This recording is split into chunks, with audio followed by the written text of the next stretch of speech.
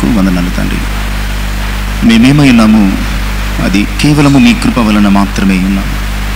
మీ కృప వలన జీవిస్తూ చలిస్తూ సమస్తమును చేయగలుగుతున్నాము. అది మీ కృపను బట్టి దేవునితో గడి అనే ఆధ్యాత్మిక ధ్యాన కార్యక్రమం మరి విశేషంగా 11వ దినంలో ఇంతవరకు మిమ్మల్ని స్తుతించి ప్రార్థించి ఆరాధించి ఇప్పుడు మీ వాక్యమును ధ్యానించాలని ఆశపెడుతూ నా మాటలు నిష్ప్రయోజనకరమైన మీరు మాట్లాడుట మాకెంతో ఆత్మీయ మేలుకరం, మా విశ్వాస ప్రయాణానికి ఎంతో దీవెనకరం. మానవ ఆత్మను మరుగుపరిచి మానవ స్వరమును మరుగుపరిచి మహిమ కలిగిన మీ శుద్ధాత్మ సహాయం మనోహరమైన మీ స్వరమును ఈ రాత్రి వేళ మాకు అనుగ్రహించి ఈ ధ్యానము చేత మా జీవితంలో ఆత్మీయ పాఠములను నేర్చుటకు సహాయం చేయాలి. యేసయ్య నామమున ప్రార్థించి వినయపూర్వకంగా అడిగి వేడుకొనుచున్నాను తండ్రి, ఆమేన్. దేవునికి మహిమ కలుగునుగాక. దేవుని ప్రేమించి ఆయన పరిశుద్ధ సన్నిధిని చేరువచ్చిన ప్రియ విశ్వాసులందరికీ మన ప్రభువును ప్రియరక్షకుడైన యేసుక్రీస్తు వారి పరిశుద్ధ నామములో శుభాలు తెలియజేస్తున్నాను. దేవుని యొక్క మహా ఉచితమైన కృపను బట్టి నిన్నటి దినమున మనము మాట్లాడుకున్న రీతిగా దేవునితో ఒక గడియ అనే ఈ ఆధ్యాత్మిక ఈ ప్రయాణం మొదటి భాగము పూర్తి చేసుకున్నాం. 4 భాగాలలో మొదటి భాగం అంటే మొదటి 10 దినాలను దేవుని మహా ఉచితమైన కృపను బట్టి ఎలాంటి ఆటంకము లేకుండా, ఎలాంటి ఇబ్బంది వాతావరణ ప్రతికూలతలు లేకుండా, ఎలాంటి వ్యాధి బాధ బలహీనతలకు గురి కాకుండా మనం ఆయన సన్నిధిలో ఈ రీతిగా ఆయన స్వరమును వినడానికి కృప చూపించాడు. చారిత్రాత్మకమైనటువంటి ఈ ఆత్మీయ సత్యాలు ఇశ్రాయేలు ప్రజల జీవితంలో దేవుడు మనకి నేర్పించడానికి ఇష్టపడుతున్నటువంటి విషయాలు. ముందు మొదటి 6 రోజులు ఇంట్రొడక్షన్, వారి యొక్క ఆత్మీయ జీవిత నేపథ్యాలు, వారి పతన వైఫల్య స్థితిగతుల గురించి ఆలోచన చేసుకున్నాం మనం.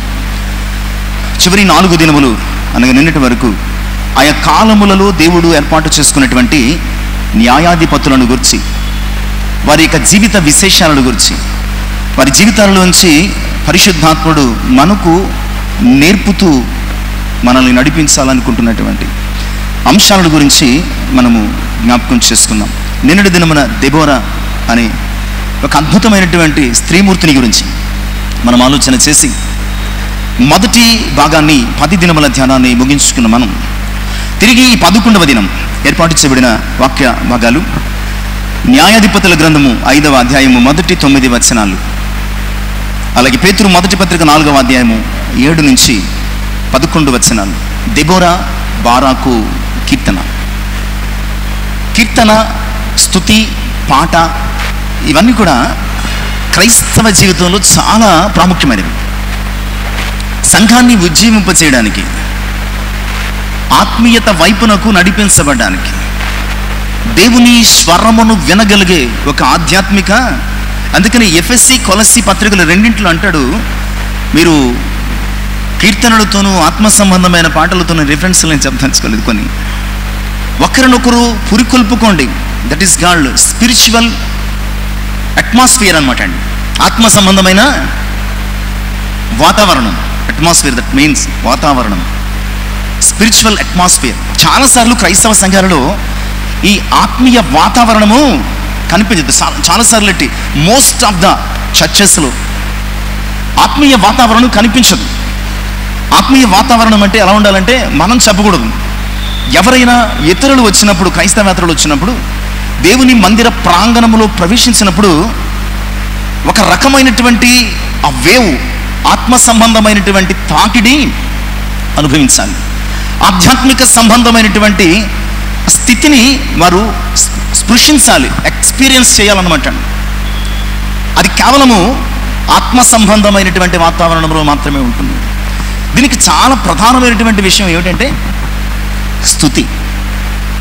స్తుతి అనేది మనల్ని ఆధ్యాత్మిక స్థితిలోనికి నడిపిస్తుంది అనమాట.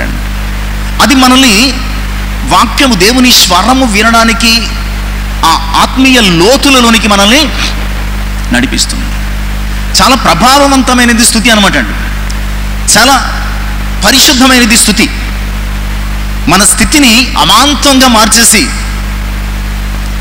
దేవుని సముఖములో మనల్ని ఆశీర్వదించగలిగింది స్తుతి. ఇలా చెప్పుకుంటూ వెళితే ప్రియులారా, క్రైస్తవ జీవితంలో ప్రార్థన, వాక్యము, విశ్వాసము, నిరీక్షణ, ఇవన్నీ ఆలోచన చేసుకుంటాం కదా. ఆ స్థానము కలిగింది ఏమిటంటే స్తుతి. ప్రార్థన ఎంతో, స్తుతి కూడా అంతే. వాక్యము ఎంతో, స్తుతి కూడా అంతే. అందుకనే చాలామంది స్తుతి గీతాలు స్తుతించిన అనుభవాలు పరిశుద్ధ గ్రంథంలో వాటికి చోటు దక్కిందంటే దాని అర్థం ఏమిటంటే అవి ఆరాధనలో ఒక భాగమై ఉన్నాయి. స్తుతి, ప్రార్థన, వాక్యము, సమర్పణ ఆరాధనలో ఉండాల్సిన ఎలిమెంట్స్ అనమాట అండి. చాలా ప్రధానమైనటువంటి ఎలిమెంట్స్. స్తుతి, ప్రార్థన, వాక్య ధ్యానము, పఠనము, అలాగే సమర్పణ, ఇవి చాలా ప్రాముఖ్యమైనటువంటి విషయం. అంటే దేవుని ఆరాధించడానికి అత్యంత ప్రధానమైన, ఇంకా చెప్పాలంటే ఆరాధన స్థితిలోనికి, ఆ స్థాయిలోనికి, స్థితిలోనికి నడిపించడానికి చాలా ప్రధానమైనటువంటి అంశము, కారణం ఏమిటయ్యా అంటే స్తుతి అంతే. అందుకనే చాలాసార్లు మనము స్తుతి కూటాల్లో జ్ఞాపకం చేసుకుంటాం. నిన్న స్తుతి కూటంలో కూడా జ్ఞాపకం చేశాను. ఉదయ నక్షత్రములు ఏకముగా కూడి పాడినప్పుడు దేవదూతలందరూ జయధ్వనులు చేస్తున్నప్పుడు 38వ అధ్యాయం యోబు గ్రంథం చదవాల్సింది. దేవుడు దానికి పునాది వేశాడు. అంటే దీని ద్వారా మనం అర్థం చేసుకోవాల్సిన చాలా ప్రధానమైన విషయం, దేవుడు కూడా ఏదైనా ఒక పని ప్రారంభించాలంటే ఏం చేశాడు? ఆయన దానిని స్తుతి ద్వారా మాత్రమే ప్రారంభించాడు. దేవుడు ఒక పని చెయ్యాలి అనుకుంటే కనుక దాని ప్రారంభము ఏమైనది? స్తుతి. ఎందుకంటే చాలాసార్లు నేను చెప్పినట్టు స్తుతి మన స్థితిని మార్చేస్తుంది అంతే, మామూలుగా మార్చదు. ఇప్పుడు మనం ఏదో కన్ఫ్యూజన్లో, ఏదో టెన్షన్లో, ఏదో కలవరంతో అన్యమనస్కంగా వచ్చామనుకోండి చర్చికి, అలా ఉంటే దేవుని వాక్యాన్ని మనం ధ్యానించగలమా? అలాంటప్పుడు దేవుని వాక్యాన్ని వినడానికి ముందుగా ఒక్కసారి సంఘమంతా లేచి దేవుని స్తుతిస్తే వాతావరణం మారిపోతుంది, మన మానసిక స్థితి మారిపోతుంది. ఒక్కసారిగా ఆ కలవరం నుంచి, కలత నుంచి, కన్ఫ్యూషన్ నుంచి, టెన్షన్ నుంచి, ఆ నర్వస్నెస్ నుంచి మన మనసు ఎక్కడికి వెళ్ళిపోతుందంటే ఒక ఆధ్యాత్మిక స్థితిలోనికి, అలౌకికమైనటువంటి స్థితిలోనికి. లౌకికం అంటే లోక సంబంధం, అలౌకికం అంటే లోక సంబంధానికి అతీతమైనది, లోక సంబంధము కానిది. ఆ స్థితిలోనికి నడిపి స్తుతికి అంత పవర్ ఉందన్నమాట అండి. స్తుతికి అంత పవర్ ఉంది. ఒక స్తుతి భూమిని నిర్మించేసిందటండి, పునాదిని వేసేసిందట. ఒక స్తుతి దురాత్మను పారద్రోలేసింది అని నిన్నటి దాన్ని మనం జ్ఞాపకం చేసుకున్నాం. ఒక స్తుతి యోబు పరిస్థితిని మార్చేసింది. ఒక స్తుతి సింహాల నోళ్లను మోయించేసింది. ఒక స్తుతి భూకంపాన్ని కలుగజేసి చెరసాల పునాదులను కదిలించింది. క్రైస్తవ జీవితము స్తుతి ప్రాధాన్యత కలిగినదనమాట. ఎందుకంటే నీ స్థితి మారితేనే కానీ ఆయన నామములో ప్రార్థన చేయలేము, ఆయన మాటను వినలేము. ఆ స్థుతి మారాలంటే కనుక ఆరాధనలో నీకు అవసరమైన చాలా ప్రధానమైనటువంటి ఎలిమెంట్ ఏమిటంటే దేవుని స్తుతించాలంటే, దేవుని స్తుతించాలి. స్తుతించినప్పుడు ఈ మనసు, ఈ స్తుతి ధూపము, స్తుతి అనేది ఏమిటండి? స్తుతి అనేది ఒక ధూపము. పాత నిబంధన కాలానికి మనం జ్ఞాపకం చేసుకుంటే స్తుతి, నైవేద్యము, ధూపము ఇట్లాంటి మనం పదాలు ఉపయోగించుకుంటాం. క్రొత్త నిబంధనకు వచ్చేటప్పటికి ఆ యొక్క వస్తు సంబంధమైన ఆచారాలు పోయి ఆత్మ సంబంధమైనటువంటి స్థితిలో నడిపించబడి ప్రార్థన, స్తుతి అది యాగముగాను ధూపముగాను. సో ఎప్పుడైతే నీవు స్తుతిస్తున్నావో లౌకిక స్థితిలో ఉన్నటువంటి నీ మనసు ఎక్కడికి వెళ్ళిపోతుందో తెలుసా? ఈ స్తుతి ధూపం మీద తేలియాడుతూ దేవుని సన్నిధికి వెళ్ళిపోతున్నారు, అలౌకిక స్థితిలోనికి వెళ్ళిపోతుంది. ఎప్పుడైతే నీ యొక్క మనసు అలౌకిక స్థితిలోనికి, స్థాయిలోనికి వెళ్ళిపోయిందో ఇక ఇహలోక సంబంధమైనటువంటి ఏది నిన్ను డిస్టర్బ్ చేయదు. దేవుని స్వరాన్ని నేరుగా వినడానికి, నేరుగా ఆయన సముఖమందు ఉన్నట్లు నీవు భావిస్తామన్నమాట. అప్పుడు స్పష్టంగా దేవుని స్వరాన్ని, సునిశ్చితంగా దేవుని మాటను మనం గ్రహించగలం. స్తుతి యొక్క పవర్ అదనమాట అండి. ఎందుకు ఈ మాటలు చెప్పానంటే ఈరోజు అలాంటి ఒక స్తుతి గీతాన్ని మనము చూస్తున్నాం. స్తుతి గీతాన్ని మనం చూస్తున్నాం. భూత భవిష్యత్ వర్తమానాలకు సంబంధించినటువంటి అనేక విషయాలు ఈ స్థుతిలో ఉన్నాయి. వెర్స్ బై వెర్స్ ధ్యానము చేయడానికి నేను ప్రయత్నించాను, కానీ ఇంచుమించుగా 31 వచనాలు, అంటే 31 వచనాలలో కనీసం ఒకటి 2 ఉన్నప్పటికీ 20-25 అంశాలు రావాలి. ఇదంతా కుదరదని లిమిటెడ్గా చేసి 10-11 అంశాలు తేల్చేద్దాం. 10-11 అంశాల్లో 7 9 అయింది, 9 11 అయింది. ఈయనకి ఉండే కొద్దీ ఏం చేస్తారు అనుకుంటున్నారా? అలాంటిది ఏమీ లేదు. ఆ ధ్యానమును బట్టి, ఆ అవసరతను బట్టి, ఆ అంశాన్ని బట్టి మనం నడిపించబడతాం. ఒక 11 అంశాలు చాలా సింపుల్గానే మనము దానిని టచ్ చేస్తూ వెళ్ళిపోవడానికి ప్రయత్నం చేద్దాం. ప్రియులారా, ఒక అద్భుతమైన విజయం తర్వాత ఇశ్రాయేలు సమాజానికి ఉన్నటువంటి ఒక లక్షణం ఏంటంటే, ఓ అద్భుతమైనటువంటి విజయం తర్వాత ఓ ఘనమైనటువంటి స్తుతి చెల్లించడం ఆనవాయితీ. ఇది ఎర్ర సముద్రాన్ని దాటిన సందర్భంలో కూడా మనం చూస్తాం. ప్రతి భక్తుడు తన జీవితంలో దేవుడు చిరస్మరణీయమైనటువంటి ఒక విజయాన్ని ఇచ్చిన తర్వాత, ఒక అద్భుతాన్ని జరిగించిన తర్వాత, ఓ స్వస్థతను ఇచ్చిన తర్వాత, ఓ గొప్ప కార్యాన్ని కలుగ చేసిన తర్వాత, అటు హిజ్కియా కూడా స్వస్థత పొందిన తర్వాత ఏం చేశాడు? 38 అధ్యాయం మధ్యలోంచి స్తుతిని మొదలుపెట్టాడు. మను నిన్ను స్తుతించిన మొదలుపెట్టాడు. అలాగే అక్కడ ప్రవక్త్రి ఎవరండి? మిరియాం స్తుతిగీతమెత్తి పాడింది. ఇక్కడ దెబోరా, మరొక చోట మరొకరు దేవుని యొక్క అద్భుతాన్ని, ఒక గొప్ప కార్యాన్ని, ఒక ఘనమైనటువంటి స్థితిని అనుభవించిన తర్వాత ఇశ్రాయేలు సమాజానికి ఉన్నటువంటి గొప్ప లక్షణం ఏమిటంటే, దేవుని ఖచ్చితంగా స్తుతించారు. ఎలా? ఒక్కళ్ళు ఇద్దరు కాదు, సమాజం, ఇశ్రాయేలు సమాజం అంతా స్తుతించేవారు. ఆ స్తుతిని ఒక లీడర్ లీడ్ చేసేవాడు అన్నమాట అండి. ఆ స్తుతిని ఏం చేసేవారు? ఒక లీడర్ లీడ్ చేసేవాడు. ఇక్కడ నిజానికి ఇది దెబోరా కీర్తనే. ఎందుకంటే దెబోరా ఒక ప్రవక్త్రి అని ఆలోచన చేశాం. ఈమె దైవావేశము వలన దేవుని కార్యాలను జ్ఞాపకం చేసుకుంటూ ఒక కీర్తన రాసింది. ప్రవక్త్రి కదా, దైవావేశం వలన దేవుని కార్యాలను కృతజ్ఞతతో జ్ఞాపకం చేసుకుంటూ ఒక కీర్తన రాసి పాడడం మొదలు పెడితే ఆ పాట విన్నటువంటి ప్రక్కనే ఉన్న బారుకు ఆమెతో శృతి కలిపాడు అనమాట అండి. పక్కన ఉన్నటువంటి బారుకు ఏం చేశాడు? ఆమెతో శృతి కలిపి పాడడం మొదలు పెట్టాడు. అనుకున్నప్పుడు ఇది స్తుతి గురించి. ఎందుకంటే it's not an ordinary thing. స్తుతి అనేది it's not an ordinary thing. అది చెరసాల పునాదులు కదిలించేది, గుండెలు పగలగొట్టేది కాదు. చెరసాల పునాదులు కదిలించేది. పౌలు శీల పాడుతుంటే వాళ్ళని సంగీతం నేర్చుకున్నారా? ఆ భయము, ఆ భక్తి, ఆ అనురక్తి, ఆ ఆసక్తి గుండెలో ఉండగా, దేవుని కార్యాలు వారికి జ్ఞాపకం రాగా, కృతజ్ఞత పొంగుకొస్తే ఆ నోటి ద్వారా వచ్చినటువంటి స్తుతి చెరసాల పునాదులు కదిలిపోయి సౌలులో ఉన్నటువంటి దురాత్మ ఉండలేకపోయింది, పారిపోయింది. అలా స్తుతి, దెబోరా స్తుతి. ఆమె ఇశ్రాయేలు ప్రజల జీవితంలో చేసినటువంటి ప్రతి విధమైనటువంటి అద్భుత కార్యాలను భూత, వర్తమాన, భవిష్యత్ కాలములో జరిగిపోయిన, జరుగుతున్న, జరగబోయే కార్యాలను గురించి ఆమె ప్రవక్త్రి కనుక దైవావేశం వలన అద్భుతమైనటువంటి కీర్తన రాసి పాడుకుంటూ ఉంటే పక్కన కూర్చున్నటువంటి విజయాన్ని గురించి చర్చించుకుంటున్నారు వీళ్ళు. అలా దైవావేశం వలన అంటే ఆలోచించి రాసేది కాదు పాట. మనం పాట రాయాలంటే 10 రోజులు పడుతుంది. దైవావేశం వలన కలిగిన పాట ఎలా ఉంటుంది? చిటికలో వస్తుంది. అలా పక్కన కూర్చుని ఆవేశం వలన వచ్చినటువంటి పాటను ఆమె హమ్ చేస్తుంటే, పాడుతుంటే ఉత్సాహంతో పక్కన ఉన్నటువంటి బారు కూడా ఏం చేశాడు? శృతి కలిపి పాడాడండి. దీనిని యుగళ గీతము. యుగళ గీతం అంటే 2 గళములతో పాడినటువంటి గీతం. That is called. అంటే ఈ పదం, ఇంగ్లీష్ పదం కొంచెం వేరేగా ఉంటుందండి, కొంచెం పద్ధతిగా ఉండదు. అంటే దాన్ని డ్యూయెట్ అంటారు. డ్యూయెట్ అంటే అది వేరేగా మళ్ళీ ఉంటుంది కనుక డ్యూయెట్ అంటే యుగళ గీతం. అది వేరే తప్పర్థం కాదు, కానీ మనకు భావం ఎలా అంటే అలా తప్పుగా మారిపోయింది అనమాట. యుగళ గీతం అంటే 2 గొంతులు కలిపి పాడినటువంటి గీతం, ఒక అద్భుతమైన గీతం. అలా పాడుతుంటే ఇశ్రాయేలు సమాజం అంతా కూడా కోరస్ పాడింది అనమాట అండి. ఒకసారి ఆలోచన చేసుకోండి. కొన్ని లక్షల మంది ఇశ్రాయేలు సమాజం బారాకు, దెబోరా పాడుతుంటే, మొదట వీరు పాడుతుంటే వెనకాల వారు పాడుతున్నారు. మొదట వీరు పాడుతుంటే వెనకాల వారు పాడుతున్నారు. మొదట వీరు పాడుతుంటే వెనకాల వారు పాడుతున్నారు.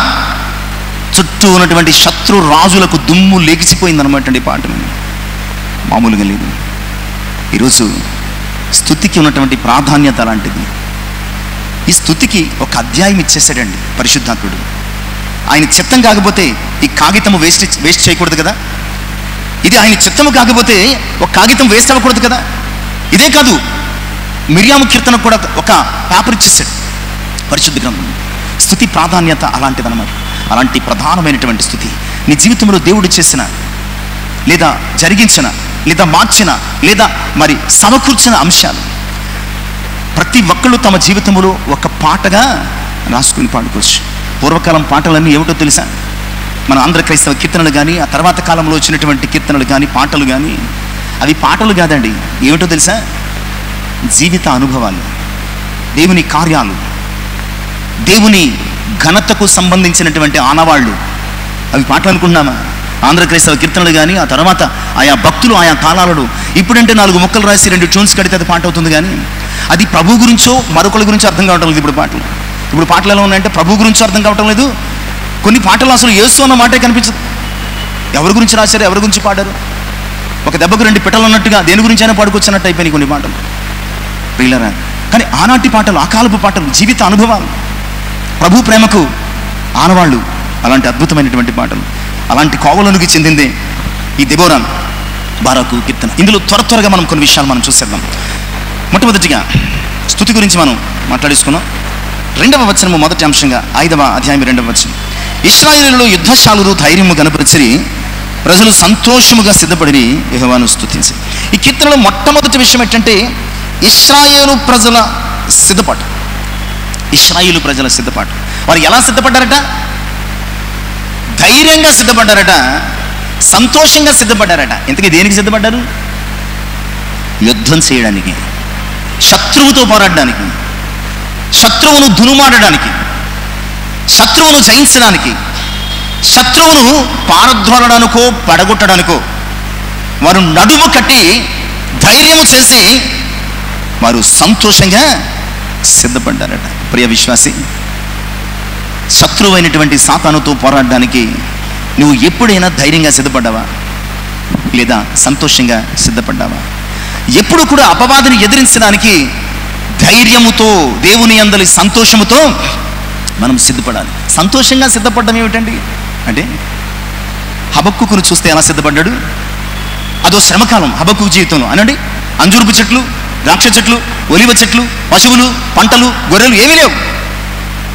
ఒక సాధారణమైన వ్యక్తి జీవితంలో ఆ అనుభవం ఎంత భయంకరమో, ఎంత గడ్డు కాలం అండి, కరువు కాలం, గడ్డు కాలం.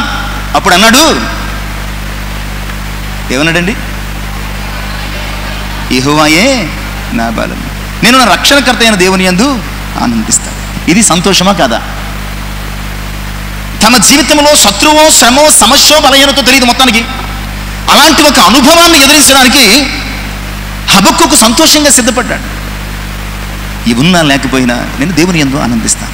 ఇశ్రాయేలు ప్రజలు కూడా ఆనాడు ఆ కనాను రాజు అయినటువంటి ఆ యాబీను, అలాగే అతని సేనాధిపతి అయినటువంటి సీసెరాను ఎదుర్కోవడానికి వారు చాలా సంతోషంగా, ధైర్యంగా సిద్ధపడి యుద్ధం చేశారు. ఈరోజు నీ సంగతి ఎలాగున్నది? అపవాదిని జీవితంలో కల్పించు తంత్రములను, శోధనలను, బలహీనతలను, వ్యాధులను, బాధలను నువ్వు జయించడానికి నీకు ధైర్యంగా ఉందా? లేదా పిరికితనముతో పారిపోతున్నావా? అప్పటి వరకు రొమ్ము విరుచుకుని ధైర్యంగా మాట్లాడి నీవు జ్వరమో జబ్బు వస్తే మంచం మీద కూర్చుని అయిపోయిందండి అంతా అన్నట్టున్నావా? అలా కాదు. ఇక్కడ ఇంచుమించుగా 20 సంవత్సరాలు బాధిస్తే ఇశ్రాయేలు ప్రజలను, 20 సంవత్సరాల తర్వాత దేవుడు వారికి దెబోరాను ఇస్తే ఆమె మాట చేత లేచి ఇశ్రాయేలు ప్రజలు ధైర్యం తెచ్చుకొని 900 ఇనుప రథములు, విస్తారమైన సైన్యము కలిగినటువంటి యాబీను అతని సైన్యాధిపతి, అతని సైన్యాన్ని ఏం చేశారు? ఊచకోతపుచ్చారు. ఎంతో సంతోషంగా. అందుకని కాబోలు యాకోబు పత్రిక 4వ అధ్యాయం 7వ వచనంలో పత్రికాకర్త యాకోబు మాట్లాడుతూ, అపవాదిని ఎదిరించుడి, అప్పుడు వాడు మీ యొద్ద నుంచి. ఎప్పుడు కూడా శత్రువుని ఏం చేయాలండి? మనం ఎదిరించాలి, ధైర్యంగా ఎదిరించాలి, సంతోషంగా ఎదిరించాలి. వాడు ఎంతటోడైనా సరే, వాడు ఎంత గొప్పవాడైనా సరే మనకు అనవసరం. మన పక్షంగా బలవంతుడైన దేవుడు, యుద్ధశూరుడైనటువంటి సైన్యములకు అధిపతిగా దేవుడు మన పక్షంగా ఉన్నాడు. కనుక ఇశ్రాయేలు ప్రజల మనం కూడా ఏం చేయాలండి? అపవాది శత్రువు అంటే కేవలం డైరెక్ట్గా ఏదో గొల్యాతులకు వేషం వేసుకుని రాడు. మన శరీరంలో ఏదో ఒక బలహీనత శత్రువు, ఏదో ఒక కలవరము శత్రువు, ఏదో ఒక అవిశ్వాసపు ఛాయ శత్రువు. ఇవన్నీ కూడా మన శరీరంలోనే, మన మనస్సులోనే ఉంటూ ఉంటాయి. వాటిని మనము ధైర్యంగా ఎదిరించాలి క్రైస్తవ విశ్వాసం. ఎందుకంటే క్రైస్తవ జీవితం నిరంతర పోరాటం, మనం తప్పక చేయాల్సిన ఓ యుద్ధం. కనుక ఆ యుద్ధంలో అపవాదిని ఎదిరిద్దాం, మనము సంతోషంగా పోరాడే విజయం పొందాం. ఇక 2వ అంశముగా 5:3 మీరు అంటారు, రాజులారా వినుడి, అధిపతులారా ఆలకించుడి, యెహోవాకు గానము చేసేదను. రాజులారా వినుడి, అధిపతులారా ఆలకించుడి, యెహోవాకు. ఎవరి రాజులు? ఆ కాలంలో ఇంకా ఇశ్రాయేలు ప్రజలకు రాజరికం రాలేదు. రాజరికం ఎప్పుడు వచ్చింది? సమూయేలు కాలములో చివరి న్యాయాధిపతి ప్రవక్తగా ఉన్నటువంటి సమూయేలు కాలంలో రాచరిక వ్యవస్థ వచ్చింది. మరి ఎవరి గురించి మాట్లాడుతుందేమే అంటే, ఇప్పటి వరకు ఇశ్రాయేలు ప్రజలను శ్రమ పెట్టారే శత్రురాజులు, ఫిలిస్తీన్ రాజులు కావచ్చు, మోయాబు రాజులు కావచ్చు, అమ్మోనీయుల రాజులు కావచ్చు, కనాను రాజులు కావచ్చు. ఇప్పటి వరకు ఇశ్రాయేలు ప్రజలను కొంతమంది 7 సంవత్సరాలు హింస పెట్టారు, 10 సంవత్సరాలు హింస పెట్టారు, 8 సంవత్సరాలు హింస పెట్టారు, చివరికి 20 సంవత్సరాలు కూడా హింస పెట్టారు. ఆ రాజులందరితో మాట్లాడుతూ, చూసావా, దేవుడు మాకు కలుగు చేసిన విజయాన్ని చూసి ఏక మీదటైనా మీరు జాగ్రత్త పడండి, ఇంకెప్పుడు కూడా దేవుని ప్రజలైనటువంటి ఇశ్రాయేలీయుల మీద మీరు కన్ను కూడా వేయడానికి సరిపోరు. ఇక్కడ అదే చెప్తుంది, రాజులారా వినండి, అధిపతులారా ఆలకించండి, మేము మా దేవుడు మాకు చేసినటువంటి అద్భుత కార్యాలను గానం చేస్తున్నాం. మా దేవుడు ఎలాంటోడో వినండి, ఆయన శక్తి ఏమిటో వినండి, ఆయన ప్రజల ఎడల ఆయన కనికరము కృప ఏమిటో వినండి. దేవుడన్న దేవుని ప్రజలన్న మీకు భయం లేకుండా పోతుంది. ఒక్కసారి వినండి ఈ పాట, ఈ స్తుతి వినండి, ఆయన కార్యాలను గురించి గానం చేస్తున్నటువంటి ఈ యొక్క అద్భుతమైనటువంటి కీర్తన వినండి. నిజమే ప్రియులారా, ఒక అద్భుతమైన సాక్ష్యముతో కూడిన హెచ్చరిక అనమాట అండి. క్రైస్తవ జీవితం ఎలా ఉండాలంటే ప్రియులారా, సాక్ష్యముతో కూడినటువంటి హెచ్చరికగా ఉండాలి. మనం సాక్ష్యం చెప్తే నవ్వకూడదు. చాలామంది సాక్ష్యం చెప్తూ ఉంటారండి, చాలామంది సాక్ష్యం చెప్తూ ఉంటారు, నవ్వడమో ఏడమో తప్ప ఇంకేమీ ఫీలింగ్ రాదు మనకి. అయితే నవ్వడం లేకపోతే ఏమంటారు, ఏం చెప్తారో వాళ్ళకి తెలియదు, ఏం వింటున్నాం మనకి తెలియదు. దేవుడు ఎలాంటి కార్యాలు చేస్తాడన్నటువంటి ఒక హాస్యాస్పదమైనటువంటి అనుభవంలోనికి నడిపించబడతాం. చెప్పులు పోయాట ఇప్పించాడు దేవుడు, సాక్ష్యం ఇది. చెప్పులు పోయాట ఇప్పించాడు దేవుడు. చెప్పులు పోవడం ఏంటి, ఇప్పించడం ఏంటి, ఏంటండి ఇది సాక్ష్యం? ఇది సాక్ష్యం అంటే సౌలు పౌలుగా మారడం, చెప్పులు పోతే దొరకడం కాదు. చాలా హాస్యాస్పదంగా, చిరాకుగా, చాలా ఇబ్బందికరంగా ఉంటుందని క్రైస్తవ సాక్ష్యాలు వింటే చాలా బాధాకరంగా ఉంటుంది. సాక్ష్యానికి టైం ఇవ్వండి. ఏమిటంటే ఇంతకీ సాక్ష్యం, చెప్పులు పోయే దొరికాయి, మొంత పోయింది దొరికింది, గిన్నె పోయింది దొరికింది, అది పోయింది దొరికింది, ఇది పోయింది దొరికింది. పోగొట్టుకోవడం ఈ బుద్ధిహీనత, పోగొట్టుకోవడం నీ బుద్ధిహీనత. మరలా దొరకడం గురించి అదో సాక్ష్యం, అదో విషయం. సాక్ష్యం అంటే చెప్పులు పోయాయి, బట్టలు పోయాయి, అయిపోయాయి, ఈ పోయాయి కాదు. పోగొట్టుకున్న నా జీవితం దొరికింది, ఇదిగో ఈ నా కుమారుడు తప్పిపోయి దొరికాను, చనిపోయి, ఇది సాక్ష్యం అంటే. దయచేసి సాక్ష్యాలు ఎప్పుడైనా చెబుతా ఉన్నప్పుడు ఈ మాటలు జ్ఞాపకం చేసుకోండి. ఒక సంఘం ఎదుట, సమాజం ఎదుట, మైక్లో, బయట ప్రపంచం వింటున్నప్పుడు నీ సాక్ష్యం ఎలా ఉండాలంటే, నవ్వుకునే రీతిగా, దేవునికి అపకీర్తి వచ్చే రీతిగా ఉండకూడదు. నీ సాక్ష్యం సెన్సేషన్గా ఉండాలి. ఎలా ఉండాలంటే సౌలు పౌలుగా మారినట్టు ఉండాలన్నమాట అండి. ఎర్ర సముద్రం పాయలైపోయినట్టు ఉండాలి. ఇదిగో ఇక్కడ ఈ ఆబీను, సీసెర వాళ్ళ సైన్యము ఓచకోత కోయబడినట్టుగా ఉండాలన్నమాట అండి. అంతే తప్ప ప్రతి చిన్నదానికి మనం సాక్ష్యమని దేవుని నామాన్ని, ఆయన నామమును వ్యర్థముగా ఉచ్చరించడం అంటే ఇదే. ఆయన నామాన్ని వ్యర్థంగా ఉచ్చరించడం అంటే ఇది. కానీ ఇక్కడ అలాంటి కాదు, అద్భుతమైన సాక్ష్యం చెప్తుంది. రాజులారా వినండి, అధిపతులారా వినండి, మా దేవుడు, మీరు 20 సంవత్సరాలు మమ్మల్ని అణగదొక్కారు, 20 సంవత్సరాలు మమ్మల్ని కఠిన బాధలు పెట్టారు. చూసారా, మా దేవుడు 20 సంవత్సరాలకు రెట్టింపు ప్రతీకారం తీర్చుకున్నాడు. మిమ్మల్ని ఊచకొత్త కోసాడు. మాకిచ్చిన విజయం కొన్ని ఏళ్ల పాటు ప్రపంచం మరచిపోని గొప్ప విజయం. నిజమే కదా? రోమా 8:37 చాలాసార్లు చదువుకోండి. దేవుడు మన పక్షంగా ఉంటుండగా కనాను వారేటి, హివ్వీయులేటి, హిత్తీయులేటి, పెరిజ్జీయులేటి, ఎబూసీయులేటి, గిర్గాషీయులేటి, ఎవరైనా సరే మన ముందు ఏమి కూడా కాదు. 118వ సంకీర్తన 6-7 చరణాలు కూడా అదే అంటాడు. ఆయన మా పక్షంగా ఉన్నాడు, నరులు మాకేం చేయగలరు? నరులు ఏం చేస్తారు చెప్పండి? దేవుడే మన పక్షంగా ఉంటుండగా నరులు మన జీవితంలో ఏం చేయగలరు చెప్పండి? ఇక 3వ అంశం మనం త్వరగా చూద్దాం. న్యాయాధిపతుల గ్రంథం 5వ అధ్యాయం 4-5 వచనాలు. ఇశ్రాయేలు దేవుడైన యెహోవాను కీర్తించదను. యెహోవా నీవు షేరు నుండి బయలుదేరినప్పుడు, ఎదుము పొలము నుండి బయలుదేరినప్పుడు భూమి వణకును, ఆకాశం నీళ్లు కురిపించను, మేఘములను వర్షించను, యెహోవా సన్నిధిని కొండల నుండి ప్రవాహములు వచ్చను. ఇశ్రాయేలు దేవుడైన యెహోవా సన్నిధిని సియోనులో నుండి. ఇది గడిచిన కాలంలో దేవుడు చేసిన కార్యం. అంటే 40 సంవత్సరాలు. ఇక్కడ షేయిరు అంటే సీనాయి కొండ ఉన్న ప్రాంతం అనమాట. షేయిరు ప్రదేశం అంటే సీనాయి కొండ ఉన్నటువంటి ప్రాంతం. సీనాయి కొండ ప్రాంతం నుంచి దేవుడు బయలుదేరాడటండి. దేవుడు బయలుదేరడం ఏంటి అంటే, అక్కడి నుంచి ఆయన ఆజ్ఞ బయలుదేరింది, ఆయన ధర్మశాస్త్రం బయలుదేరింది, ఆయన కట్టడ బయలుదేరింది, ఆయన నియమ నిబంధనలు బయలుదేరాడు. అప్పటి నుంచి కూడా అనేక అద్భుతాల రీతిగా దేవుడు తన ప్రజలకు తోడైనాడు. ఆయన భీకర కార్యాలు చేశాడు అరణ్యములు, అద్భుత కార్యాలు చేశాడు తన ప్రజల కొరకు. యొర్దానును ఆరిపోచేశాడు, ఎరుకోను గోడలను పడగొట్టాడు, హాయి నివాసుల మీద ఘనమైనటువంటి విజయాన్ని ఇచ్చాడు. 1 కాదు 2 కాదు ప్రియులారా. ఇక్కడ ఆమె స్తుతించడం మొదలుపెట్టింది. అప్పుడు ఇశ్రాయేల్ పొజిషన్ గురించి మాట్లాడింది. చుట్టూ ఉన్న రాజులకు ఒక వార్నింగ్ ఇచ్చింది. ఇప్పుడు మళ్ళీ ఎక్కడికి వెళ్తుంది? ఇవన్నీ ఎవరి గురించి చెప్తున్నానో తెలుసా? చరిత్ర కలిగిన దేవుని గురించి చెప్తున్నానని చెప్తూ చరిత్రలోనికి వెళ్ళిపోయింది. ఏ చరిత్ర? ఇశ్రాయేలు ప్రజల 40 సంవత్సరాల చరిత్రలోనికి ఆయన శేయరులో బయలుదేరినప్పుడు ఎలాంటి పరిస్థితులు, భూమి వణికిపోయింది. నిజమే కదా? ఆయన ఆ కొండ మీదకి దిగొచ్చినప్పుడు, సీనాయి కొండ మీదకి వచ్చినప్పుడు ఏమైందండి? వణికిపోయింది, అగ్నితో నింపబడింది. అసలు జనులు ఏం చేశారటంటే, ఇశ్రాయేలు ప్రజలు సీనాయి కొండ మీదకి దేవుని మహిమ దిగొచ్చినప్పుడు ఇశ్రాయేలు ప్రజలు ఏం చేశారు? చూడలేకపోయారటండి. అసలు ఆయన మహిమ కాదండి, మోషే దిగొస్తుంటే మోషే ముఖము ప్రకాశముతో ఉన్నప్పుడు మోషే ముఖం కూడా చూడలేకపోయారటండి. నిజమే, మేఘములు వర్షించాయి, ఆయన సన్నిధిని కొండల్లోంచి ప్రవాహములు, ఇశ్రాయేలు దేవుడైన యెహోవా సన్నిధి నుంచి సీనాయిలో నుండి ప్రవాహములు వచ్చాయి. ఈ ప్రవాహాలు ఏంటో తెలుసా? ఈ ప్రవాహాలు ఏంటో తెలుసా? ఆయన నియమ నిబంధనలతో కూడినటువంటి, అంటే ఆయన వాక్యం, ఆజ్ఞలు, శాసనములు, కట్టడం. సీనాయి కొండ నుంచి ఏమొచ్చాయండి? ఆయన ధర్మశాస్త్రపు ఊటలు వచ్చాయి, ఆయన ఆజ్ఞల ఊటలు వచ్చాయి. అద్భుతమైనటువంటి అనుభవం. నిజమే ప్రియులారా, స్తుతిలో నీ స్థితిని గురించి మాట్లాడుకోవాలి. అలాగే స్తుతిలో చుట్టూ ఉన్న వారికి నీ సాక్ష్యముని, దేవుని గురించి ఒక హెచ్చరిక కావాలి.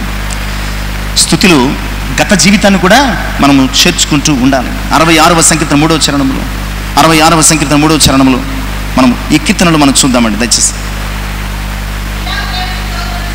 66వ సంకీర్తన 3వ చరణం.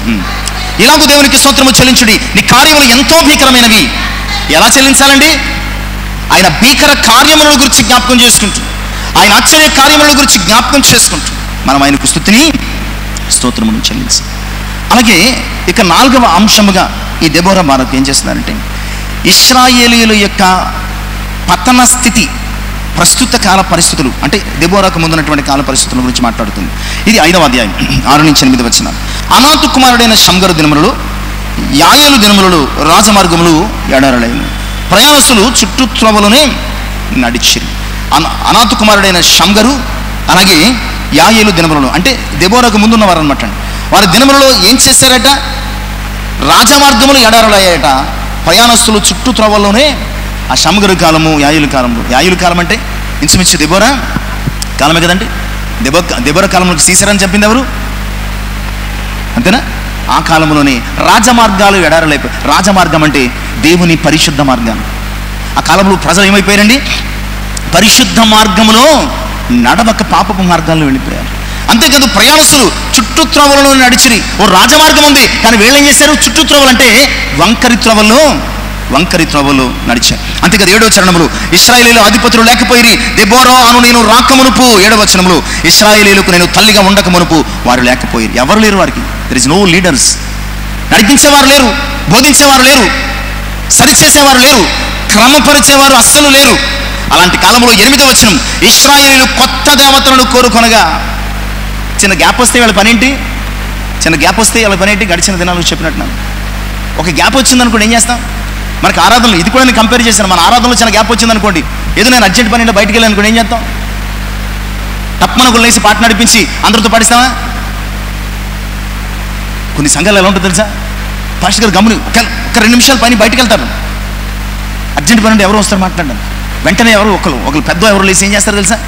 పాట అందుకుంటారు. పాట అందుకుని చప్పట్లు కొడుతూ ఆత్మావేశంతో పాడుతుంటారు. అంటే ఆ యొక్క ఆధ్యాత్మిక వాతావరణం తెగిపోకూడదు, చచ్చుబడిపోకూడదు, ఆ ఉద్యమం చల్లారిపోకూడదని వెంటనే లేచి నడిపించినా రావో, భయం లేదు, దిగులు లేదు, దేవునికి స్తోత్రము గానము చేయండి. ఎవరు ఎదుట ఎత్తేస్తూ ఉంటారు. మనం ఏం చేద్దాం? చిన్న గ్యాప్ వస్తే చాలు, మ్యాప్లు వేసేస్తాం. మనం చిన్న గ్యాప్ వస్తే మ్యాప్ల మీద మ్యాప్లు వేసేస్తాం.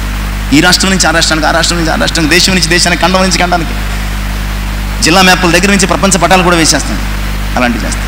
కానీ ఇక్కడ ప్రియులారా అలాంటి పరిస్థితి ఇశ్రాయేలు ప్రజల జీవితంలో కనబడదు. చిన్న గ్యాప్ వచ్చింది. వెంటనే వారు కొత్త దేవతలను కోరుకున్నారటండి. ఇది ఎక్కడో నిర్గమకాండంలో 32వ అధ్యాయంలో కనబడుతుంది. 40 దినాలు మోషే కొండ మీదకి వెళ్తే మోషే అనేవాడు ఏమైపోయాడో మాకు తెలియదు, మాకు దేవతను చేసి. చిన్న గ్యాప్ వస్తే చాలు ఇశ్రాయేలు ప్రజలు. ప్రియులారా నీ జీవితంలో చిన్న పగులు, చిన్న గ్యాప్ వచ్చిందంటే సాతానుడు ఏదో చేసేయడానికి సిద్ధపడతాడంతే. ఆ గ్యాప్ రాకుండా ఇలాంటి స్తుతికి తలపండి. ఆ గ్యాప్ వచ్చినప్పుడు కొత్త దేవతలు కోరుకున్నారటండి. యుద్ధము ద్వారముల యుద్ధకు వచ్చను. ఇశ్రాయేలీయులలో 40,000 మందికి ఒక కేడమే కానీ ఈటియే కానీ కనబడలేదు. ఎప్పుడైతే కొత్త దేవతలు కోరుకున్నారో వారు ఏమైపోయారో తెలుసా? హెల్ప్లెస్ అయిపోయారు. యుద్ధం ఎక్కడి వరకు వస్తుంది? ద్వారముల దగ్గరికి వచ్చేసింది. 40,000 మంది ఇశ్రాయేలు వారికి ఒక కేడము కానీ ఖడ్గం, ఒక ఆయుధం యుద్ధం చేయడానికి ఒక్కటి కూడా దొరకలేదట. యుద్ధం చేయడానికి ఒక్కటి కూడా, హెల్ప్లెస్, హోప్లెస్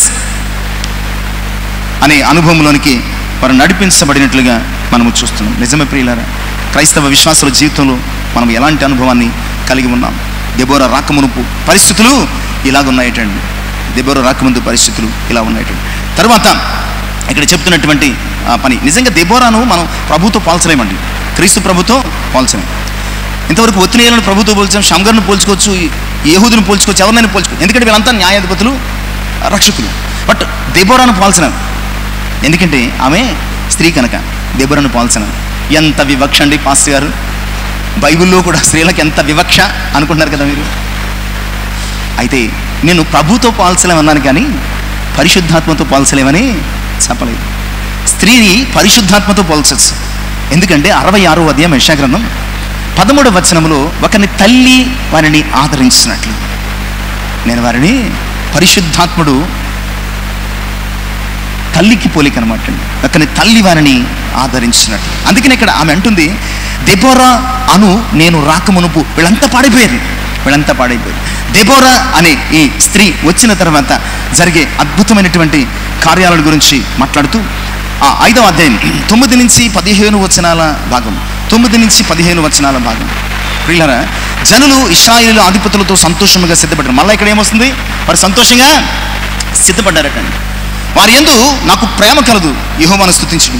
తెల్ల గాడిదలను ఎక్కువ వారలారా, తివాసుల మీద కూర్చుండు వారలారా, త్రోవలలో నడుచు వారలారా, ఈ సంగతి ప్రకటించుడు. విలికాండ్ర ధ్వని దూరముగా నుండి వారలారా, నీళ్లు చేదుకున్న స్థలములలో ఉండువారు యెహోవా నీతి క్రియలను ప్రకటించెదరు. ఇశ్రాయేలీయుల గ్రామములు ఆయన జరిగించు నీతి క్రియలు వారు ప్రకటించెదరు. వినుటకై యెహోవా జనులు ద్వారములలో కూడుకుందురు. దెబోరా మేలుకునుము, మేలుకునుము, దెబోరా మేలుకునుము, మేలుకునుము. బారాకు కీర్తన పాడము, అభినయ కుమారుడా లెమ్ము, చెరపట్టవారని వారిని చెరపట్టుము.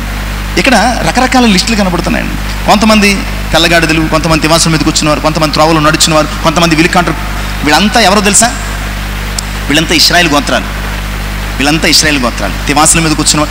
ఒక్కొక్క గోత్రం ఒక్కొక్క టైప్ అనమాట అండి, ఒక్కొక్క గోత్రం ఒక్కొక్క టైప్. ఎందుకు మాటలు? అయ్యో ఇశ్రాయేలుకి యుద్ధం రాదంటే ఖచ్చితంగా రాదు, ఇశ్రాయేలుకు యుద్ధం రాదు. ఇది నేను చెప్పడం లేదండి. 3వ అధ్యాయం మనం గడిచిన దినాలు జ్ఞాపకం చేస్తాం. 3వ అధ్యాయం 1 నుంచి ఇశ్రాయేలుకు కనానీయులకు జరిగిన యుద్ధములన్నిటిని చూడని వారందరినీ శోధించి ఇశ్రాయేలు తరములు వారికి అనగా పూర్వము ఆ యుద్ధములను ఏమాత్రము చూడని వారికి యుద్ధములు నేర్పుకున్నట్లు. అంటే ఇక్కడ రాయబడినటువంటి ఇవనందరూ కూడా, అంటే తెల్లగాడిదలను ఎక్కేవారు, తివాసుల మీద కూర్చునేవారు, త్రోవలు నడిచేవారు, విలికాండ్ర ధ్వనికి దూరముగా ఉండేవారు, నీళ్లు చెదుకున్న స్థలములు ఉండేవారు, వీరంతా ఎవరండి? ఇశ్రాయేలులో ఒక్కొక్క గోత్రం వారు. వీళ్ళకి యుద్ధాలు రావు, యుద్ధం చేయడం రాదు. వారి ముందు తరాలు యుద్ధాలు చేశారు కానీ వీరికి యుద్ధాలు రాదు. కనుకనే వీరికి యుద్ధాలు నేర్పడానికి కనానీయులను ఉంచాడని చెప్తున్నారు. యుద్ధాలు రాని వారు ఏం చేస్తున్నారటండి? సంతోషంగా సిద్ధపడుతున్నారు. నాకు పాట పాడడం రాదు, నాకు ప్రార్థన చేయడం, నాకు ప్రసంగం చేయడం రాదు, కానీ దేవుని పని అంటే నాకు సంతోషం. నేను పాట పాడే వారికి సహాయకరంగా ఉంటాను, ప్రార్థన చేసే వారికి సహాయకరంగా ఉంటాను, వాక్యం చెప్పే వారికి సహాయకరంగా ఉంటాను, సువార్త ప్రకటించే వారికి సహాయకరంగా ఉంటాను. కొన్నాళ్ళకు సహాయకరంగా ఉండి ఉండి ఉండి ఉండి నేను పాడగలుగుతాను, నేను ప్రార్థించగలుగుతాను, నేను ప్రసంగం చేయగలుగుతాను, నీ స్వార్థను ప్రకటించగలుగుతాను. ఇశ్రాయేలు ప్రజల పరిస్థితి ఇంతే.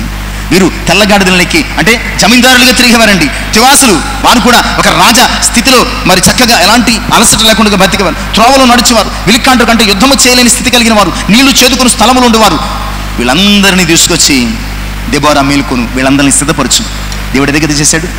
20 సంవత్సరాలు అణిగారిపోయి ఉన్నటువంటి వారి జీవితంలో దెబోరాను లేపి వారిని సిద్ధపరిచి, దెబోరా ద్వారా బారాకును సిద్ధపరిచి, బారాకు ద్వారా జెబూలూను, నఫ్తాలి ఆ గోత్రంలో నుంచి ఎంతమంది అండి? 10,000 మందిని సీసెరా ఇనుప రథములను అతని సైన్యాన్ని పారగొట్టి వేయడానికి సిద్ధపడుతున్నారు. ప్రియులారా, ఇక మిగిలిన విషయాలు కూడా నేను అంశాలు 11 అన్నాను కానీ సింపుల్గానే తేల్చేసుకుందాం. ఇక ఈ 14వ వచనం నుంచి ప్రియులారా, బెన్యామీను, జెబూలూను, ఇస్సాకారు చాలా గోత్రాలు కనపడతాయి. ఈ గోత్రాలన్నీ కూడా ప్రియులారా చాలా స్వల్పమైన అల్పమైన గోత్రాలు. టాలెంట్ కలిగినటువంటి గోత్రాలు అయితే కాదు, టాలెంట్ కలిగినటువంటి గోత్రాలు అయితే కాదు. ఎఫ్రాయిము, బెన్యామీను చాలా చిన్న గోత్రాలు, చాలా చిన్న, ఒక రకంగా అర్ధ గోత్రాలతో సమానం అనమాట అండి. చాలా చిన్న గోత్రాలు. ఆ గోత్రాలు ఏం చేస్తే తెలుసా అండి? దేవుని స్తుతిస్తున్నది దెబోరా, బారాకు కూడా చాలా స్వల్పమైన అల్పమైన అర్ధ గోత్రములతో సమానమైనటువంటి ఈ గోత్రాలు 10,000 మందిగా లేదా మరింత మందిగా చేరి శత్రువులను ఏం చేశారండి? హతమార్చారు, తరిమివేశారు. ఇక జెబూలూను నఫ్తాలి గోత్రాల పరిస్థితి చూస్తే వారు కూడా చిన్న గోత్రాలను. జెబూనీయుల వృత్తి ఏంటో తెలుసా అండి? వారు గుమస్తాదారులటండి. జెబూనీయులు ఆ కాలంలో వారి పనేటి గుమస్తా పని చేసేవారు. అంటే పెన్న పట్టుకుని లెక్కలు రాసేవారు. వీరేం చేశారు? ఇప్పుడు కత్తి పట్టుకుని యుద్ధం చేసి వారిని పారుద్రోలారు. ఇస్సాకారు అంటే నిద్ర అంటే చాలా ఇష్టం ఇస్సాకారీలు. ఇస్సాకారుని గురించి యాకోబు ప్రవచిస్తూ 2 సందుల మధ్య పడుకున్నటువంటి గార్ధబము అంటాడు ఇస్సాకారు గురించి. అంటే ఒక పట్టాన పండుకుంటే వారు నిద్ర ఎవరు మేల్కొల్పలేరు అన్నటువంటి అలాంటి ఇస్సాకారీయులు కూడా ఈ వచనాలు ఈ గీతములు ప్రియులారా, వారు కూడా కత్తి పట్టి యుద్ధం చేసినట్లుగా, వారు కూడా శత్రువును పారద్రోలినట్లుగా, వారు కూడా బారాకులకు యుద్ధంలో ఆయా సలహాలు ఇచ్చి ప్రోత్సహించినట్లుగా మనము చూస్తున్నాం. అన్నిటికంటే గొప్ప విషయం ఏంటంటే హెబెరు భార్య యాయేలు. ఇక్కడ పేర్కొన్నటువంటి మనం చెప్పిన 14 నుంచి ఈ 30వ వచనం వరకు ఉన్నటువంటి అంశాలు చూస్తే అందరూ స్వల్పమైన వారే, అందరూ అల్పమైన వారే, ఎవరు పోరాడే శక్తి కలిగిన వారు కాదు, ఎవరు నైపుణ్యత కలిగిన వారు కాదు, ఎవరు కూడా ప్రియులారా శత్రువును జయించగలిగినటువంటి గొప్పలు కాదు. అందరూ సామాన్య. ఎందుకంటే వారు యుద్ధాలు మరిచిపోయారు. ఆ తరానికి అసలు యుద్ధాలు పరిచయం లేవు. అలాంటి వారందరూ కూడా ఈ న్యాయాధిపతుల కాలంలో ఉన్నటువంటి తమ మీదకి వచ్చినటువంటి శత్రువుల మీద వారు పోరాడి విజయాన్ని మరి సొంతము చేసుకున్నట్లుగా మనం చూస్తున్నాం. వారు పోరాడి విజయాన్ని సొంతం చేసుకున్నట్లుగా. సీసెరా చంపడంలో ఆ హెబెరు భార్య యాయేలు కూడా ఎంత చాకచక్యంగా వ్యవహరించింది. నిద్రపుచ్చింది చక్కగా. ఒక చక్కటి వాసం మీద తీసుకుంది, సుత్తి తీసుకుంది. నిద్రపోతున్నటువంటి అతని కనతలకు పెట్టి సుత్తితో కొట్టి నేలకు తగ్గేసింది, చచ్చిపోయాడు. ఒక స్త్రీ, ఒక చిన్న గోత్రం, ఒక స్వల్ప గోత్రం, ఒక అల్పమైనటువంటి ప్రజ, వీళ్ళందరినీ చూసుకుంటే ప్రియులారా వీళ్ళ ధైర్యం తెచ్చుకున్నారు, నడుము కట్టుకున్నారు, సంతోషంగా కార్యాలు చేశారు, విజయాలు సాధించారు, దేవునికి మహిమకరంగా జీవించారు. ఈరోజు నీ నా సంగతి ఏమిటి? ఎలా ఉంది? ఈరోజు నీ నా సంగతి ఎలా ఉన్నదో ఆలోచించు. ఒక పనిపిల్ల రాజ్యాలను జయించినటువంటి ఒక గొప్ప వీరునికి సహాయం చేసింది. నువ్వు అనుకుంటున్నావు నేను స్వల్పమైన అల్పమైన పనికి మాలినటువంటి స్థితి కలిగిన దానను వాణి. బట్ ఒక పనిపిల్ల ఒక గొప్ప విజేతకు సహాయం చేసింది. తెలుసు కదా? హెబ్రీ బాలిక ఎవరికండి? నయమాను అన్నీ జయించాడు, తన వ్యాధిని జయించలేకపోయాడు. ఈ బాలిక ఏమీ జయించలేదు, కానీ తన యజమానుని జయవీరునిగా చూడాలనుకుంది. అతన్ని బాగు చేస్తుంది. ఏమో నీ ఒక జెబూలూను గోత్రము, నఫ్తాలి గోత్రము, ఎఫ్రాయిము గోత్రము, బెన్యామీను గోత్రము, ఏ గోత్రము కావచ్చు, ఎన్నికలేని గోత్రము, ఎన్నికలేని ప్రజ, ఎన్నికలేని మనిషిని ఇంట్లో నీవు. బట్ ప్రియులారా మనుషులకైతే ఎన్నిక కాకపోవచ్చు, కానీ దేవుడు నిన్ను తగిన సమయం ముందు ఓ హెబ్రీ బాలికలా వాడుకుంటే ఎవరైతే నిన్ను ఎన్నిక చేయలేదో వారికే నువ్వు ఒక గొప్ప ఎన్నిక కలిగిన వ్యక్తిగా చేయగలడనే సంగతిని దేవుని యొక్క వాక్యంలో జ్ఞాపకం చేస్తుంది. అలాగే పక్షులను కొట్టుకునే చిన్న రాయి ఏమిటది? వడిసెలతో ఏం కొడతారు? పక్షుల్ని కొట్టుకుంటారు. పక్షులను కొట్టే చిన్న రాయి 6 మూరల జానుడు యుద్ధశూరుడైనటువంటి గొలియాతు నేలకచ్చిపోయాడు. ఒక గోత్రం అయితే, ఒక వ్యక్తి అయితే, ఒక విశ్వాస అయితే, ఒక కుటుంబం అయితే, ఒక సంఘం అయితే నీ శక్తియుక్తులను బట్టి దేవుడు వాడుకోడు. కానీ దేవుడు వాడుకున్న తర్వాత అది నీ శక్తిని భ్రమించక ఈ దెబోరా బారాకులు ఏం చేయాలి? దేవుని స్తుతించగలగాలి. ఇక్కడ చిన్ని గోత్రాల ద్వారా దేవుడు గొప్ప కార్యాలు చేశాడు. ఇవన్నీ కూడా గోత్రాల గొప్పతనం అని ఆమె చెప్పడం లేదు, కానీ వారి ద్వారా దేవుడు ఇన్ని గొప్ప విజయాలు అందించాడని ఒక గొప్ప స్తుతి కీర్తన, ఒక ఆరాధన జరిగిస్తూ ఉన్నట్లుగా మనం చూస్తున్నాం.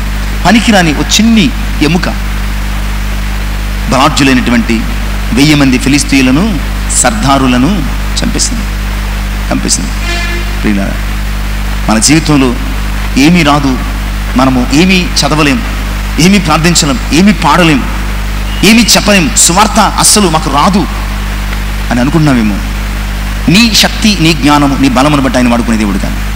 ఆయన చేతుల్లో ఆ పచ్చి గాడిద దవడ ఎముక పడి ఉంటే అది పచ్చి గాడిద దవడ ఎముక కొన్నాళ్ళకు ఎండిపోతుంది. కానీ అది ఎవరి చేతికి వచ్చింది? సంసోను చేతికి వచ్చింది. సంసోన్ అంటే ఎవరు? బలవంతుడు. మనము కూడా బలవంతుడైన దేవుని చేతుల్లో ఉంటే కనుక నీ యొక్క స్థితిగతులతో ఆయనకు సంబంధం లేదు. నువ్వు కూడా బలవంతుడైన దేవుని చేతుల్లో ఉంటే నీ స్థితిగతులతో సంబంధం లేదు. నీవు జారిపోతున్నప్పటికీ ఆయన ఒడిసి పట్టుకుని నీ ద్వారా అద్భుతాలు, అపవాదాన్ని జయించి గొప్ప కార్యాలను జరిగించగలడు అని జ్ఞాపకం. ఒక చిన్న పిల్లవాని ఫుడ్ ఆహారం ఏంటది? 5 రొట్టెలు. పొద్దున్నే పెరుగన్నం తినేసి బయలుదేరాడు. అమ్మన్నది సాయంకాలం అవుతుందేమో, ఓ పని చేయి, మధ్యాహ్నానికి సాయంకాలం భోజనం చేసి నువ్వు బయలుదేరడానికి 2 పూటలకు నేను ఫుడ్ కట్టేస్తాను. ఇదిగో 5 రొట్టెలు 2 చిన్న చేపలు. మధ్యాహ్నం మీల్ కనుక 3 రొట్టెలు తిను, ఒక చేప తినేసేసాయి. సాయంకాలం మీరు కొంచెం లైట్గా ఉండాలి కనుక 2 రొట్టెలు తిను, ఒక చేప తిని ఫినిష్, బయలుదేరి వచ్చాయి. విచిత్రం ఏంటంటే సాయంకాలం అయినప్పుడు ప్రభు వాళ్ళని చూసి వీళ్ళకి భోజనం పెట్టమన్నాడు. వీడు మధ్యాహ్నం మీల్ తినలేదు, మధ్యాహ్నం మీల్ వీడు తినలేదు. ప్రభు మాటలలో లీనమైపోయాడు. ప్రభు ఈ రొట్టెను వాడుకోవాలనుకున్నాడు, తినలేదు. సాయంకాలం అయినప్పుడు ఇదిగో ప్రభు నా మధ్యాహ్నం భోజనం సాయంకాలం. ఈ 5 రొట్టెలు 2 చిన్న చేపలు, లిటిల్ ఫుడ్, స్మాల్ ఫుడ్. గొప్ప కార్యాలు చేశాడు. నువ్వు ఎప్పుడు నేను చిన్నవాడని అనుకోద్దు. నీ స్థాయి, నీ ఆలోచన, నీ జ్ఞానం, నీ అంతస్తు పరంగా నువ్వెప్పుడు కూడా నేను స్వల్పము అల్పమని నీవు అనుకోద్దు. అలాగని అతిశయపడమని చెప్తాం. అతిశయించేవాడు ప్రభువును బట్టి అతిశయించాలంతే. ఇక్కడ వీరందరూ యుద్ధము రానివారండి. కత్తి కొంతమంది నీళ్లు చదువుకునేవారు, కొంతమంది గుమస్తాలెక్కలు రాసేవారు, కొంతమంది తివాచీలు వేసుకుని ఏదో కూర్చుని గడిపేసేవారు. వీళ్ళందరినీ తీసుకొచ్చి తమకంటే బలమైన విస్తారమైనటువంటి రాజులు కలిగినటువంటి సైన్యాలను ఏం చేశారు? వీళ్ళు రాజులు కలిగిన సైన్యాన్ని, అధిపతులే లేనటువంటి ఇశ్రాయేలు ప్రజలు ఏం చేశారు? ఊరకనే ఓడించేశారు. నిజమే. 31 చదువుకుని ముగించుకుందాం ప్రియులారా. యెహోవా నీ శత్రువులందరూ అలాగే నశించుదురు, ఆయనను ప్రేమించి వారు బలముతో ఉదయించు సూర్యుని వలె ఉందురు అని పాడి. నిజమే. దేవునికి శత్రుత్వం ఎప్పటికీ సర్వనాశనమే. ఆయనను ప్రేమించే వారికి ఎప్పటికీ నూతన బలం. ఈ 2 మాటలు చెప్తున్నాయి. దేవునికి వ్యతిరేకంగా జీవిస్తే ఎవరైనా సరే వారు నశించిపోతారంతే. దేవుణ్ణి ప్రేమిస్తే ఎంత బలహీనులైనా బలముతో ఉదయించు సూర్యుని వలె వస్తారట. ఆ తరువాత దేశము 40 దినములు. నిజమే. ఒక స్తుతి నీ బతుకును 40 దినాలు నెమ్మదిగా చేయొచ్చు, 40 సంవత్సరాలు చేయొచ్చు, నీ బతుకంతా నెమ్మదిగా చేయొచ్చు. నిజమే. ఆయనను స్తుతించు. ఎలా అంటే నిన్ను నీవు సిద్ధపరచుకుని ధైర్యపరచుకొని స్తుతించు. సాక్ష్యము కలిగి నీ సాక్ష్యముతో ఇతరులు దేవునికి భయపడేలాగా స్తుతించు. దేవుడు గత కాలంలో నీ జీవితంలో చేసినటువంటి కార్యాలను బట్టి స్తుతించు. అలాగే నీ బ్రతుకు వైఫల్యాలలో ఉన్నప్పుడు, పతన స్థితిలో ఉన్నప్పుడు దేవుడు మరలా నిన్ను జ్ఞాపకం చేసుకునేటువంటి పరిస్థితులను బట్టి స్తుతించు. అలాగే నీవు స్వల్పమైన అల్పమైన కార్యము చేయలేనటువంటి స్థితిలో ఉన్నప్పుడు కూడా ఒక జెబూలును, ఒక ఎఫ్రాయిం, ఒక బెన్యామీను, ఒక నఫ్తాలి, ఈ గోత్రాలను వాడుకుని ఘన విజయాలు ఇచ్చినటువంటి దేవుని నామాన్ని బట్టి, నీ గొప్పతనాన్ని బట్టి కాక ఆయన కృపను బట్టి నీకు విజయం ఇవ్వగలిగినటువంటి దేవుని నామాన్ని బట్టి స్తుతించు. ఎందుకంటే ఆయన శత్రువులను నశిస్తారు, ఆయనను ప్రేమించువారనిగా స్తుతించువారు కొత్త బలముతో ఉదయిస్తారు. అప్పుడు నీ జీవితానికి నెమ్మది, సంతోషం, సమాధానం కలుగుతుంది. ఈ మాటలు దేవుని స్తుతించడానికి మనల్ని పురుకొల్పును గాక. ఆమెను ప్రార్థన చేస్తున్నాను. పరిశుద్ధ వందనాలకు 10 స్తోత్రాలు. మరి ఒకమారు మీ కృపను బట్టి, ప్రేమను బట్టి మీ సన్నిధిని మీ వాక్యం విన్నాం. అయ్యా దెబోరా వరకు స్తుతి గీతం చాలా అంశాలతో కూడింది. మాకున్న సమయాన్ని బట్టి, మాకున్న జ్ఞానాన్ని బట్టి కొన్ని మాటలు జ్ఞాపకం చేసాం, సారాంశం అర్థం చేసుకున్నాం. అయ్యా మీకు శత్రుత్వం ఎప్పటికీ మాకు సర్వనాశనమే, మిమ్మల్ని ప్రేమించడం ఎప్పటికీ మాకు నూతన బలమే, మేము నెమ్మది కలిగి జీవించగలం. ఈ విషయాన్ని మేము గమనించి మీరు మాకు ఇచ్చిన సమస్తాన్ని బట్టి మిమ్మల్ని నిత్యము స్తుతించగలిగే మాకు ఆ స్థితిలో మా స్థితిని మార్చుకోగలిగే కృపద ఇచ్చేయమని, విన్న వాక్యం మా హృదయంలో ఫలింపచేయమని, సమస్త మహిమ ఘనత ప్రభావం మీరే పొందుము. యేసయ్య నామమున ప్రార్థించి వినయపూర్వకంగా అడిగి వేడుకొనుచున్నాను తండ్రి. ఆమేన్. దేవునికి మహిమ కలుగును గాక. దేవుడు మిమ్మల్ని దీవించి ఆశీర్వదించును.